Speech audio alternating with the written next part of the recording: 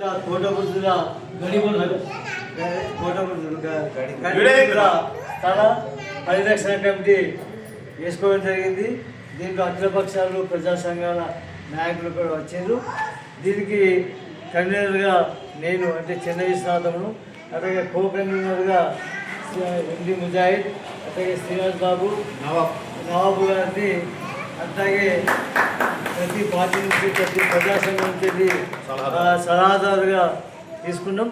ఈ యొక్క ప్రోగ్రాంను మరి సోమవారం నాడు గడిగుడ్డు ఆ స్థలం కాడ ఒక ధర్నా చేయాలని, మరి ఆ స్థలాన్ని కోట్ల పట్టణానికి ఉపయోగపడేటట్టు, ముఖ్యంగా ఏదైతే ఈ దసరా రోజున అక్కడ మరి మహిషాసుర మర్దన మరి భక్తులు చేస్తున్నారు. ఆ స్థలం వారికి కూడా అవసరం ఉంటుంది కాబట్టి ఆ స్థలాన్ని వారితో పాటుగా కూరగాయల మార్కెట్కు, మున్సిపల్ పార్కుకు కేటాయించవలసిందిగా అఖిలపక్షాలు ప్రజా సంఘాల వైపున డిమాండ్ చేస్తున్నాం.